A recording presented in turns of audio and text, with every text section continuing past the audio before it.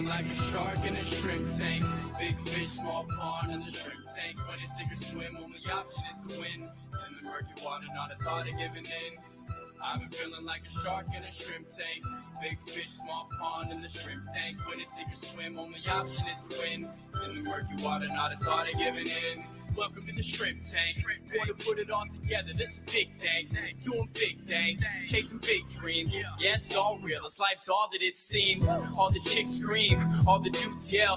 This is just what I do and I do it well. With the flow fresher than the new shoe smell. Going through hell, but homie keep going. You know the saying, you can reap what you sow in. So I don't chase girls, I just chase dreams. Play the same game, but we ain't in the same league. Running a campaign, Roadie 2016. Like a phone to die, put me in charge. I'm a general, from the front I'ma lead the charge. Like a federal, fell on my lap never. Going hard as ever. Good afternoon, everybody. Welcome back to the Shrimp Tank powered by Celsius Beverage. This is your first time tuning in. This is the show where we get to interview the best and brightest entrepreneurs from South Florida. Always find the do's and don'ts of running a business in collaboration with the FAU Adams Center for Entrepreneurship. This is episode number 300. Joined by my co-host, Dr. Kevin Cox. Can you believe it, Kevin? 300 episodes. How the hell did we stay together all this time? I have no idea. I didn't know it was 300th episode today. Sure is. Well, I've been out for a few weeks, running around the state doing all kinds of things. Well, it's an appropriate week to share some exciting news. I've had the luxury of escorting some of FAU's top founders around the state at some statewide pitch competitions. So first, we were up in Orlando at the Florida Venture Forum Early Stage Conference, which was a phenomenal conference hosted by the Florida Venture Forum. We really appreciate them for doing that. Part of that, they have a collegiate track where they give away $10,000 to two winning companies. Access new networks and otherwise unreachable professional contact. Hey, Owl wants to sneak in there. Yeah. They got excited. They heard Venture Capital and Venture Forum. That's right. And Owl kind of snuck in there like they always do. After that quick word from our sponsor, I'll reveal that our team, NanoSense, Nora and Abby, were among the first place competitors. So that was really exciting to see our founders perform so well against so many other schools from around the state, right? It's pretty competitive. How much money did they receive? $5,000 in non-dilutive seed funding, and the other team that won was from UCF this year. So there's two winners, 10 teams in all, and we were lucky enough to, or good enough to take one of those winning spots. Then, straight from Orlando, I went over to Tampa for the Veterans Florida Expo. They have an annual expo. In conjunction with that, they have another pitch competition where we had two finalists from our Veterans Florida program, which I run, our Veterans Entrepreneurship Program, a great program for veterans who are interested. And once again, even though there were 12 finalists in this competition from all over the state, we won first place again, right? So my buddy John Borwing with Vig Solutions won first place and $10,000 in non-dilutive seed funding. So statewide sweep for Florida Atlantic University in the pitch competitions. Okay, before we get into our guest today, how do all these startup founders find all these events? Because often I find like I'm a little lost, right? I'm a startup founder with Owl, right? But I'm also a financial advisor running my main business.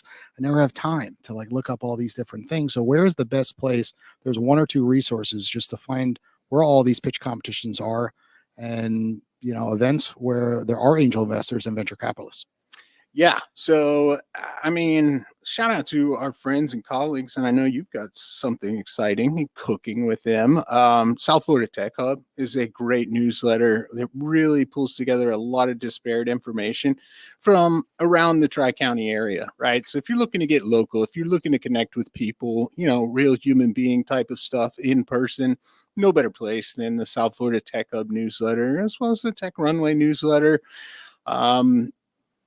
Statewide, in terms of funding, the Florida Venture Forum has a pretty good newsletter. You kind of see a theme here. In terms of competitions, though, people have talked about putting together a repository, but some of them are like, one time they did this, then the next year they didn't do it, or sometimes they change. Well, we used to do it in the fall, now we do it in the spring.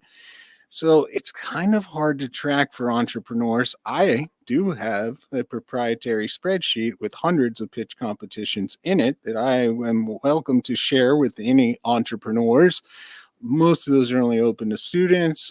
Last piece of advice: if you're doing something very specific or very sciencey or very medically oriented, make sure you do a Google search for competitions and seed funding specifically related to what you're doing. You may find some more obscure ones that aren't even on my list. So I'm working with a founder right now at Enchanted Wave who has a device that reads brain waves. So neuroscience, sleep research. If you search like neuroscience brain pitch competitions, there's foundations and organizations that really care only about that specific thing.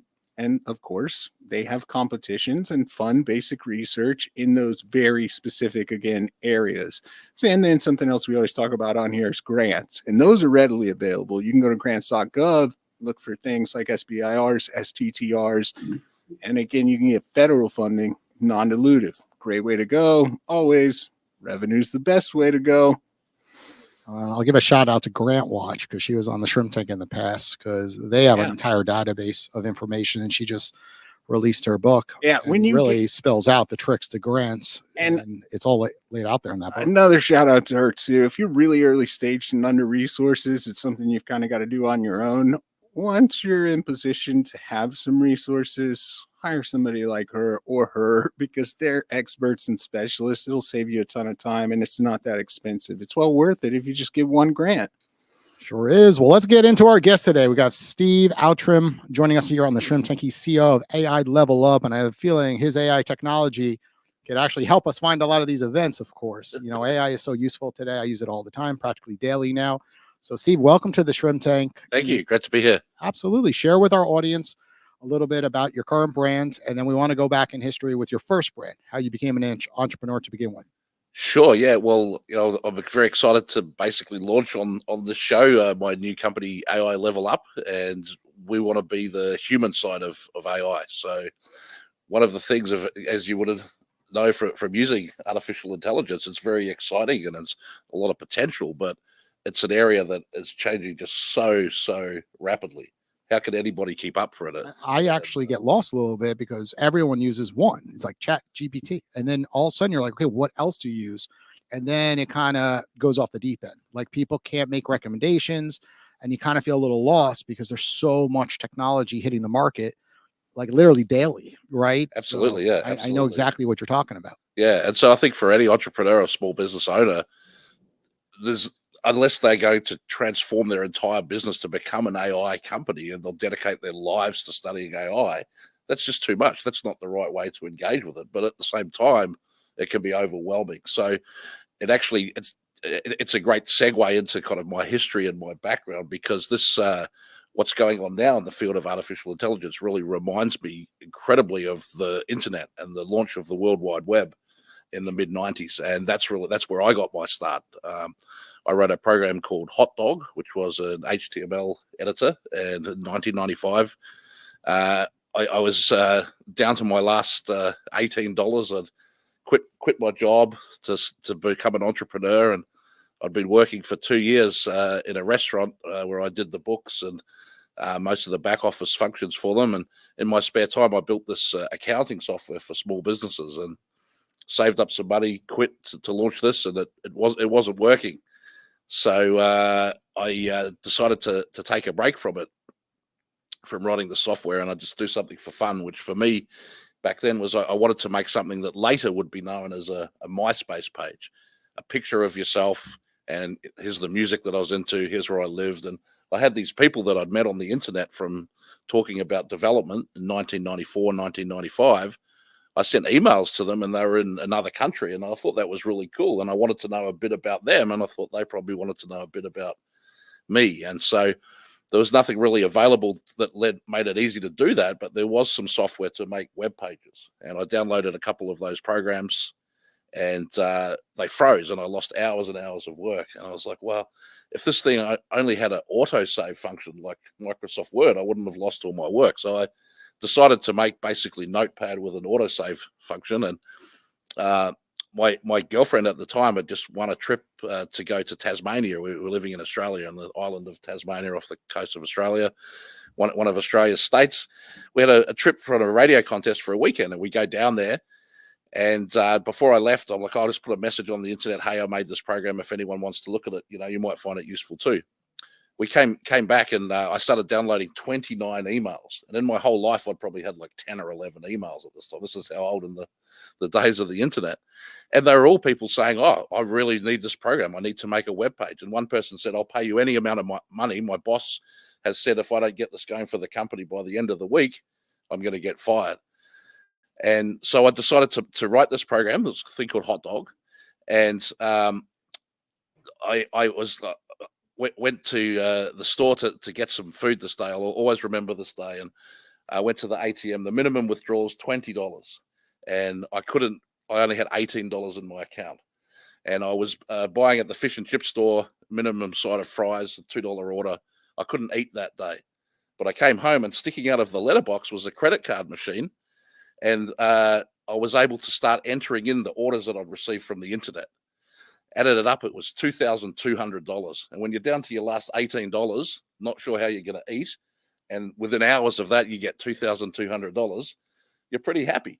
The next week, $3,500 came in. The first month, $36,000. The second month, $87,000. By month 7, this is January 1996, I had 45 employees. I had $410,000 in sales. And after I paid them all, I had $220,000 cash in profit in my bank account. And how old were you at this time? 22. And so that was, and then in October 1996, so 16 months from when I first had the idea, we took the company public on the Australian Stock Exchange. And I was 23. I became the youngest CEO of a public company. I took a record that Rupert Murdoch had held for about 30 years. And my net worth when the first trade went up was $140 million. So I went from $18 to $140 million in 16 months at the very beginning of the internet. And in 1997, HotDog was called the third most downloaded software on the internet by Wired magazine. And in 2000, I sold the company. It was a public company. The value at the acquisition was $700 million. I didn't have all of the shares of it, but I did very nicely, and became an early stage investor, and done a lot of, helping and mentoring entrepreneurs as well as investing in their companies ever since. Very cool. Wow. That's quite an exciting run. And good timing. A quick run good too. Timing on the late 90s. on the sale as well. Thank you. So that kind of fast forwards us well into your story. So what is Level Up AI? AI Level Up. Yeah, well, I said it backwards. That's Level okay. Up. Well, I think we all were familiar with the concept of leveling up from video games, and it's sort of permeated our culture now. And I think with AI, humanity has we each get the choice of what do we want to do with this new transformative technology, and it's kind of the same choice that we did when the internet came out. Do we want to ignore it and pretend that it'll go away one day and we'll never have to learn about it? Okay, well, there's perhaps a few people today who still don't use the internet, but I don't think you're even talking about 1% of society, right? Like in 1995, there was no way my parents were going to use the internet. By the time Facebook came out, they're looking at the grandkids and the photos, and they're using it more than me on social media and stuff. So I think with AI, do we want to be the master of it, or do we want it to be the master of us? And the people who just leave it alone, it's going to be your master whether you're aware of that or not. But I think that if you can learn the skills yourself to embrace it, you can take yourself and your career and your business to absolutely new heights. And I think any business today, no matter what field it's in, can definitely be assisted by AI. But what does that mean, right? And so if you look at the big tech approaches to AI, there's a thing called Copilot that's coming from Microsoft. Yeah. And the idea is when you're using Excel, this Copilot will be here. It's not the talking paperclip or whatever, but it's going to assist you with your making a spreadsheet. But I think from the entrepreneurs I've talked to in my career over the last 30 years, many entrepreneurs actually would love to have a Copilot themselves, not a talking AI, but an actual person that was with them in their business, helping guide them, show them the way, and bring them to excel. And a lot of times, you don't see the forest for the trees when you're running a business yourself. You're just so overwhelmed with the day-to-day stuff. And I agree, because we all see all this technology, but like, okay, but how do we actually integrate it, right? Yeah. Like, how do I really talk to this chat bot in the Excel document?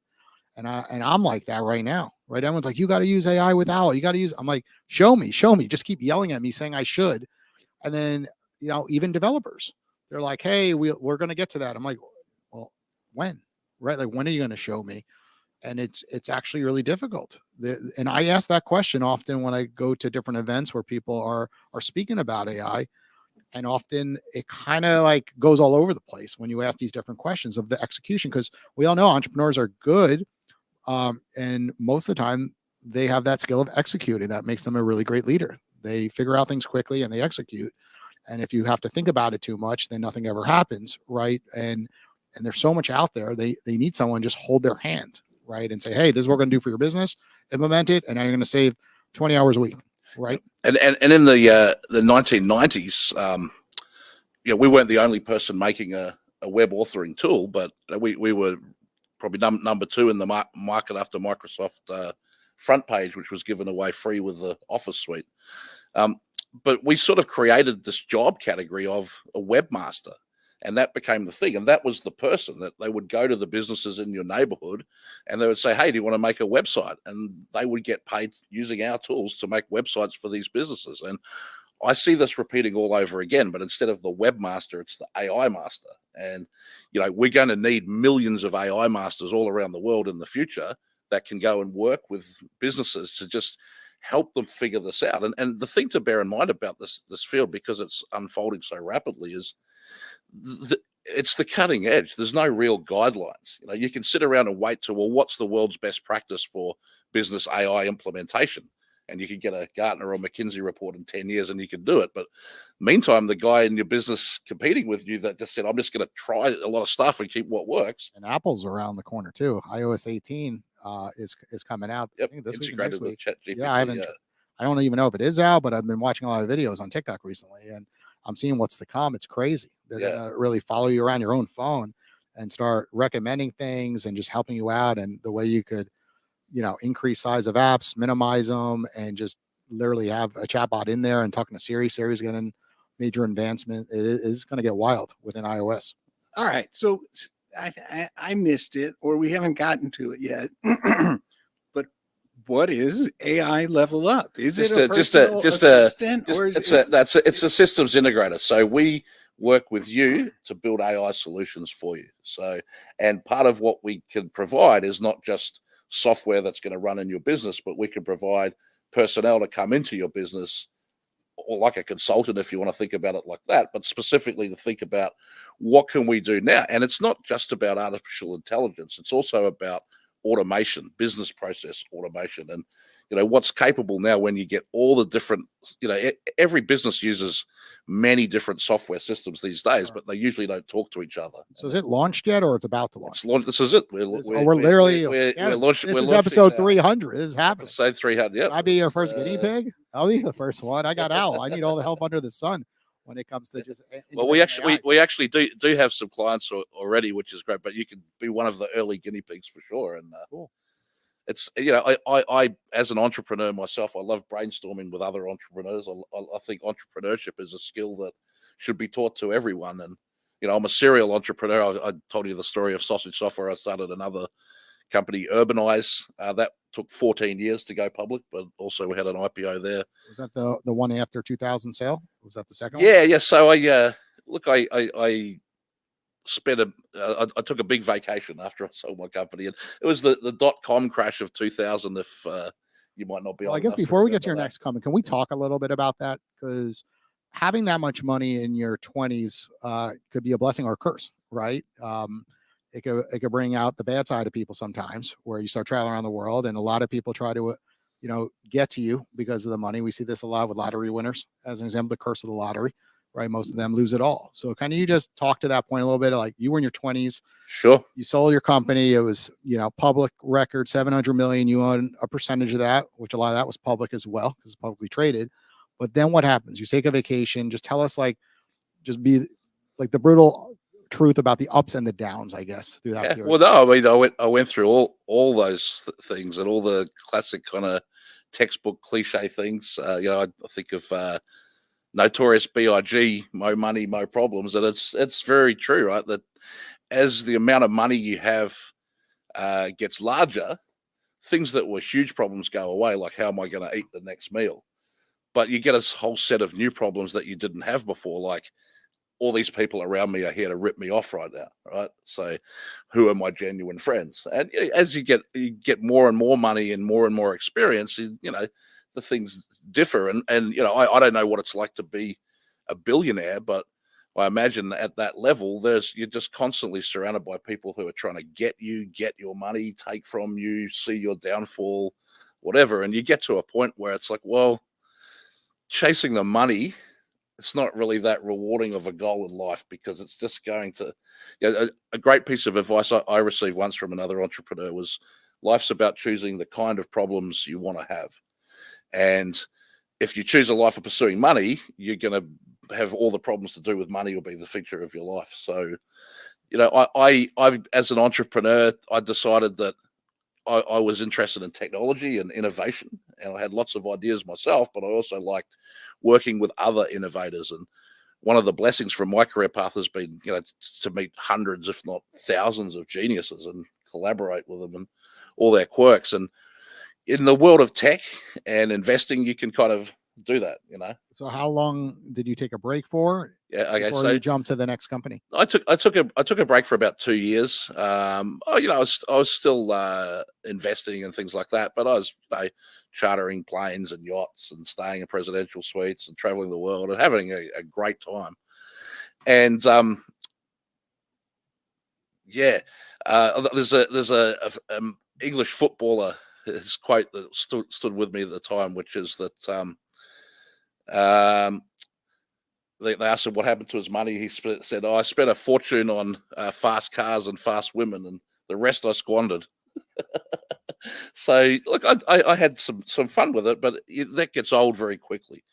And then from an investing point of view, there was a while where I didn't want a venture capitalist around telling me what to do. So I funded ventures myself with my own money. And I think in hindsight, if I could talk to the younger Steve and give advice, I would say, don't do that. Try to build your ventures with other people's money wherever you can. Or, as you were saying before, revenue is key, right? Like, if you can get sales, you don't need to sell any shares. So those more formalized, institutionalized investors, they have the luxury of kind of a whole team to do pretty sophisticated due diligence, whereas you probably, kick the tires, meet the founder, typical kind of angel.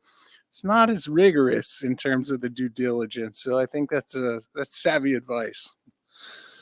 Yeah, and look, early stage investing, there's a lot of investing in people, but I was in New Zealand and Australia, and it's not as sophisticated as of a venture ecosystem as in Silicon Valley. And it's interesting being here in Boca Raton and South Florida and seeing the blossoming of the tech scene around here. It's really very exciting, and I see a huge amount of potential. But as you say, of the difficulty for the entrepreneurs to navigate where to find money, where to get grants, where to get help, where to get a mentor. You don't really have that difficulty when you live in San Francisco, because it's just sort of there. It's just known to everybody. And tech is quite expensive, right? Developers cost absolutely, a lot. So yeah. the biggest issue is just bootstrapping and not running out of money often, right? From what I see out there is everyone wants to build another app, right? Kevin knows this. He is the instructor over at Tech Runway, and he sees 40 new companies a year. And Kevin, to put you on the spot, how many of them are apps? Well, it's interesting, Jason. There's been some recent changes in policy spearheaded by old Professor Cox. About time. So I thought there was too many apps. I was like, they're not going to make it. Look at the stats. Yeah, and no, all we're trying to ensure is that all our teams are perfectly positioned to take advantage of our resources. What that means is they have some version of the software I like built, made, can be used, Beta can be ugly, can be junk, but we can't really afford to take ideas for software, because if they never really progress beyond ideas, the mentors don't have much to do. We can't do much until it's a thing. So that's kind of the evolution we're looking for. And some version, not like a super polished, high functioning version like Owl, but some version, right? Like the very, very first beta version of Owl. Sure, come on in. We're ready to start helping you, but not That's an skin in the game. idea for a Yes. thing, because there's just not much you can do with that. No, I like hearing that, because I was part of FAU Tech Runway. I was part of the Levant Center of Innovation, and I thought there was too many ideas on paper. And I just immediately got the sense, I'm like, who let these folks in? I was like, they're never going to execute. They're never going to put down their own check to build the technology. It's too expensive. And then they're going to be running around the state trying to get it funded. And we know, like, getting an idea funded is extremely hard. You need to really have a deep relationship with a friend, in a nutshell, that would write a check, or friends and family around. But often, it's just too hard to let those folks in, and then waste those resources too often, do the odds against them. So I like what you're doing. We're going to take a quick commercial break to everyone, our sponsors. When we get back, we're going to jump into our What's Hot segment of the show. Join the fastest growing community of professionals on the internet with Owl. Access new networks and otherwise unreachable professional contacts through the one-on-one call feature on the app. Scroll through the list of available professionals and join them for a quick call to build rich connections, expand invaluable relationships, and to broaden your professional landscape without needing lofty referrals. Owl, we bring vetted pros to your doorstep 24/7 on demand. Join our community by signing up at owl.com today. Hey everybody, welcome back to the Shrimp Tank. As a reminder, we go live every Wednesday right around 1 o'clock at Shrimp Tank Boca on all our social feeds. That was a commercial by the Owl Lab. We have a big announcement. We have just partnered with South Florida Tech Hub for Tech Tuesdays on June 25th. There will be a happy hour that evening. But more importantly, you will get direct contact with Nikki and her team from South Florida Tech Hub. She's coming into our Owl Podcast studio, doing calls, live streaming it. And all you got to do is download Owl, give her a call for $1, and be patched into the show. But then we're going to have 5 additional trailblazers that will be announced shortly that will be entering the studio all day. So every hour you call a different tech trailblazer and meet them all in Boca Raton at Tap 42 is where we believe we're going to be doing the event, and connect with them in person afterwards. So that's the big announcement that Kevin was talking about earlier. On this segment of the show, Steve, it is called What's Hot? So we're going to ask you a question and dive deeper into why you believe it's hot, of course. So let's talk about, just in general, I've got something for you. So you stay on top of the AI evolution to the extent you can. It sounds like, anyways. I know it's going to vary based on the job you're trying to do and the business you run or the career you have. But at the same time, there's probably something that the most of the people out there haven't heard of. So what is the hottest AI app that is not Chat GPT or something from OpenAI, maybe that other folks haven't heard of, but it's particularly useful for X? Okay, well, I think that what's hot in AI at the moment is really conversational voice AI. And I think that this is something that most businesses can get their head around. Like, how am I going to add AI to my business? Well, I've got a phone number, people call, and if I have a receptionist that's answering the phone and she's on another call, they have to put the person on hold. Well, the AI doesn't have to do that. It can do all the calls at once, and it can speak multiple languages at once.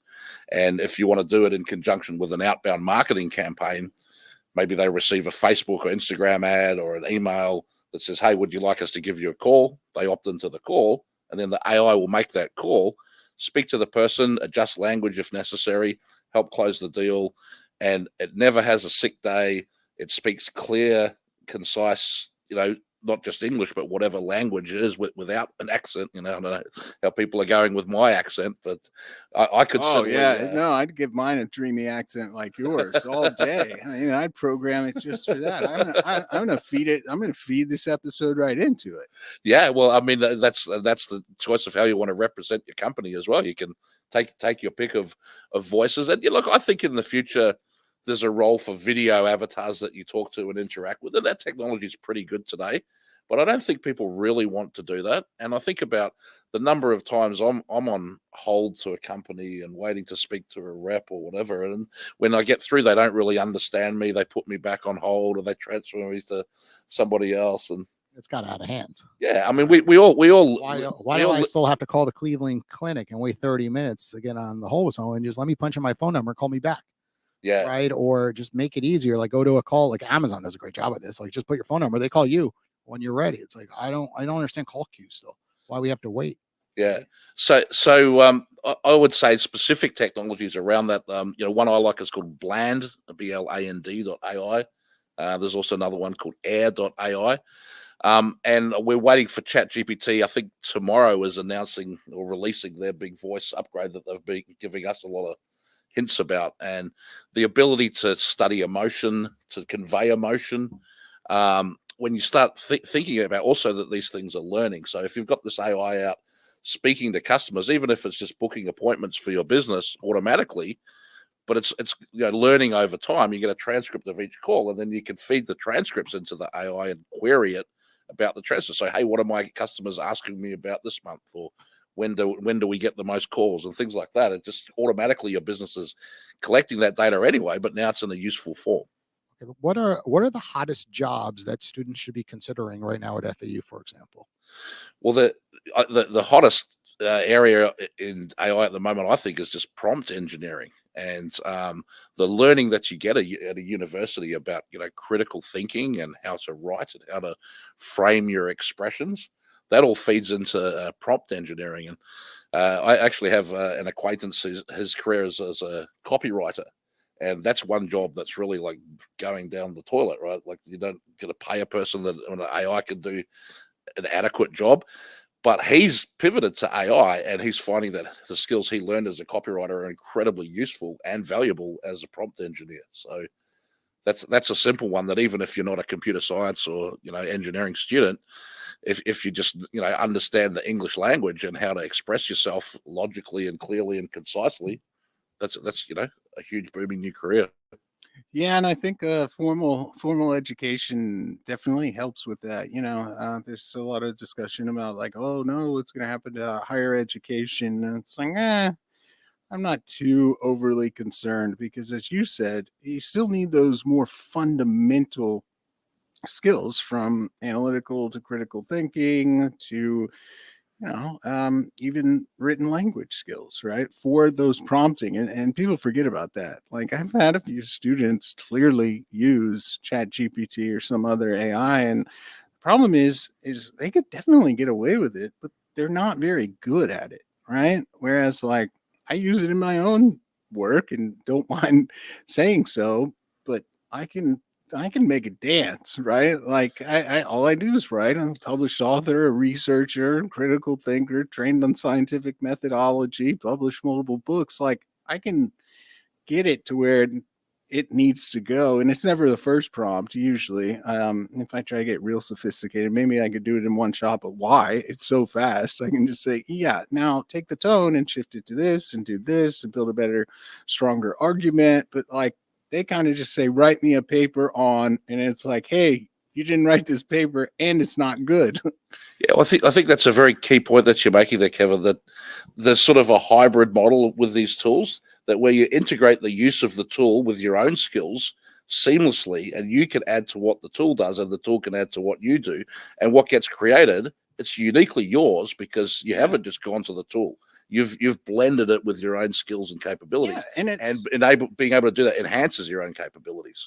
Absolutely. And I can catch when it does get something wrong, because usually the content or the stuff I'm working on, I'm a genuine expert in. And every once in a while it does. And I'll say, why don't you think about this? And then, as you said, it tends to learn. It'll check another source and be like, oh, you're absolutely right. What I wrote was just wrong. Yeah. Like, yeah. Look, I'm expecting that to change very rapidly in the next 12 to 18 months. I think, that's some of the teething problems, and these systems are just all learning so fast, as well as us learning how to use them. What are the hottest companies you've invested in the last 5 years? And then also the ones you think are going to be the hottest ones in the next 5 years? Go both directions. Yeah, I mean, look, 5 years is kind of a short window for me. I don't do a lot of tech investment anymore. The hottest recent tech investment I made is a company called SoCure, which they did a Series E of 450 million in 2021 at a 4.5 billion valuation, and I think I was the third investor in that in 2012, and hopefully they're going to IPO this year. So that's a fintech using AI. But what they've done recently, which is pretty hot, is identifying deep fakes. So they trained their own AI to produce deep fakes, and then they trained again on that to identify what they were. And if you've seen some of these AI-related scams, but it's getting quite sophisticated. It's getting crazy. It calls from your mom's phone number, and it's your mom's voice, and she says things that you'd seem like only your mom would know, but it's not your mom. That's wild. So yeah, everybody needs to have some safe words that they can say in situations like that, and make sure that it's the right person calling. Yeah, absolutely. And what are future hot ones? So do you do angel investing, venture capital? Look, I'm always open to it, and I definitely look at opportunities from time to time. I like where there's a chance, to roll your sleeves up and get involved with the business and work more closely with the entrepreneurial founders and investor. Generally, the businesses that I've had more direct involvement with have all done pretty well, and the ones where I just wrote a check and didn't, waited to get the reports, they usually kind of fizzled out. But look, in terms of the hot fields of investment right now, I think robotics has really been like something that's been lurking around for a very long time, and it's always like, when's this future going to happen when the robots are all around us? But I see that as that's coming pretty quickly, and you can track it back to the self-driving cars. That's really interesting that you say that. You're absolutely right. They're just I was working with the client in robotics, and they were frustrated. They've got a good product. It's done. It's built. It's in 4 hospitals, and it's a few $100,000 machine. So like a few is pretty good revenue, north of $1 million, or right at it. And they need to raise some more funding. And it's just the U.S. marketplace hasn't really gotten as excited yet about robotics. It's funny compared to other venture capital ecosystems, right? So they have raised, I think, $18 million so far, and almost their entire cap table, their lead investor is Korean investors, which is great. I mean, go where the money is, but at the same time, Korea, you mentioned Australia, like, people need to understand the VC markets in these contexts is microscopic compared to what it is here in the US in terms of dollars invested. It's so much smaller that company and other robotics company really are hopeful that the VC market in the United States, which again is far larger, will at some point really buy in and get excited about those areas, because we see trends, and that sort of level of excitement matters, right? We've seen it in AI, we see it in climate tech right now. Those is where the excitement is, and maybe robotics is on the horizon. It's a great point. I just watched the commercial about this item that could clean your barbecue. So they're coming. So imagine the laziness of, like, you don't feel like scrubbing your barbecue, which is funny because we had a barbecue company on our show recently. Rescue Grill was on the show doing like 20 plus million in revenue. But now there's a device it'll do it for you. Kind of nuts. It's kind of lazy though. Like, it's just a barbecue. I don't have that much struggle to do it. Yeah, and you sounds like you have time to do it between the TikTok videos you've been watching, you referenced, and now you're watching commercials. TV. Don't watch TV anymore. That is my television. That's my item before going to bed. All right. Wife's watching Bachelorette. I'm sitting there on TikTok scrolling away. Man, you're young and cool too. Well, the data supports that more people go my way. There's more TikTok usage than television usage today. So it's a true story. My last question for this segment show is just, what are the hottest places you've lived, right? So I just want our audience to really kind of get an idea. You were in Australia. What happened after that? And where are the hottest places? You're now in South Florida, of course. Yeah. So I I had a beach house in Byron Bay in Australia. So if you ever get all the way to Australia, you look at it on the map. The right-hand side of Australia looks like a boomerang, and the pointy bit, the most eastern part, that's Byron Bay, and it's one of the best beaches you'll ever go to in the world. So if you like surfing, if you like beaches and sand and beautiful nature, go to Byron Bay. I lived quite a few places in the San Francisco Bay Area. For a while, I lived on a small vineyard out in Sonoma, which was really beautiful. I lived in Pacific Heights, and I had the Getty mansion behind me, and then Larry Ellison, who's the richest man in California, his mansion right next to them behind me, a house I rented for a while. That was a bit of fun, but I was probably the black sheep of the neighborhood, coming back from the nightclubs at 2 a.m. for the after party and things like that. We lived in Naples, and unfortunately our house got hit pretty badly by Hurricane Ian. So we moved to the Bahamas, lived in Lyford Key, Bahamas for about 8 months, which is a really lovely place. And no, we're really enjoying being in South Florida. There's so much to do, and Nice. we see this as one of the places in the world that's like absolutely on the move. So I can't think of anywhere else I'd rather be at the moment. That's right. That's awesome. We're going to take a quick commercial break here from our sponsors. We get back, we're going to jump into our Plead the Fifth segment of the show. Step into our state-of-the-art innovation lab and create your digital future.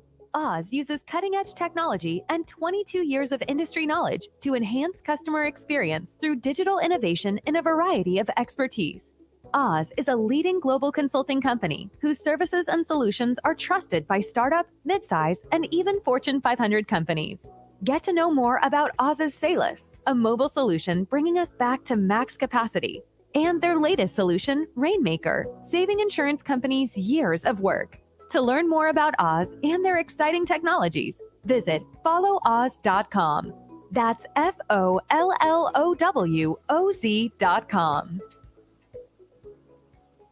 Hey, everybody. Welcome back to the Shrimp Tank. So this is our favorite part of the show, Steve. It's called Plead the Fifth. You can only plead the fifth one time. After that, got to answer all the questions, okay?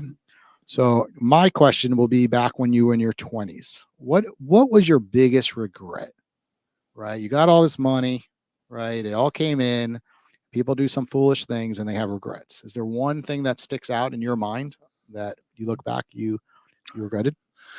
When I look at my biggest regrets, they're probably business related. An opportunity where a company I was involved in, where I was the investor and the friend was the CEO, and she wanted to sell it, and I didn't want to sell it, but she said, well, I'm the boss, we have to sell. So we sold it, and she came back to me a few years later. She said, Steve, you know what? You were right. We shouldn't have sold it. I was like, yeah, well. So, but look, that's just a thing over money. I'd say when I was in my 20s, probably my biggest regret was not having a family. You can have all the money in the world, but if you don't have a family, what's the point of it? All right, let me also go back to that time then, because it's a kind of rare, fun circumstance. What is the most, not the worst or regrettable, but maybe it's a fun thing. What is the most ridiculous purchase that you made? Something where you're just like, wow, that was ridiculous, whether you regret it or maybe not. I spent $1 million on a stereo system. Oh, wow. Oh, nice. Thing's worth about like $200 now, I bet. Yeah, that stuff, speakers and amps and that, it actually ages pretty well. It could be 30 years old and still sound really good. Sound like $1 million. Well, my ears are probably, the equivalent of a $10,000 stereo back then these days. Oh boy. Tell us a story where someone tried to scam you pretty largely. We see this often when people, it's public information and money, people try to scam you, right? And sometimes you can become a victim, or somehow you're in a lawsuit and you still have to pay, right? You lose automatically, when a lawsuit comes up because you got to pay an attorney. So was there one situation that comes to mind? I mean, it goes with the territory that there's always people out trying to scam you, but The worst one was probably a girl that I dated that I felt I'd made extremely clear to her my expectations from the relationship, that it was casual and wasn't going to go anywhere. And she decided that, she needed money, and it turned into a lawsuit that went longer than the relationship itself, which was unfortunate. But lawyers are good at that. Yeah, Right. but this is life. As a wealthy young man, you're probably going to meet your share of young ladies that aren't actually in it for the right reasons. Absolutely. All right. When AI Level Up needs to start hiring people, where are you going to be looking to hire them from? Do you think this will be primarily US based or somewhere overseas? What does the personnel side look like? Yeah, that's a great question. And one thing that goes through my mind is, at the moment, the tech industry are kind of waiting for the first billion-dollar unicorn startup that has no employees. And it's becoming theoretically possible that AI could do every single aspect of your business, and whatever it couldn't could be outsourced to contractors. So I don't know, maybe we go that way, but I see basically two categories of employees that are needed. And one is the sales force that's going to go out in the field to talk to, ordinary small and medium business owners and figure out with them what's the AI solution that's going to meet their needs. And then there's an engineering team that will do the training of the models and development of software and stuff like that. And I see the need for this everywhere. The engineering, it's good to put it in a place where there's not going to be a huge amount of competition for your personnel. So I would never look to build an engineering team in San Francisco. I've known too many people in the recruitment business there who all they're doing all day long is fielding calls. They need Al so that they can't ever be on the call. Yeah. Well, on the sales side, there are some great graduates from FAU's College of Business coming out, so we can definitely be a resource at your disposal. Yeah, I'm interested to know more about that for sure. I meet some of the graduates. Excellent. Kevin, he hasn't played the fifth yet. Are we going to get him? No, it seems like a pretty open book. Okay, we'll go back to 1995 with HotDog. Okay, so how much did you walk away with? You said in 2000, 700 million, right? And you had a percentage, or plead the fifth if you don't want to publicly disclose how much you walked away with at the time. Might have been public, actually, though, because it's a publicly traded company.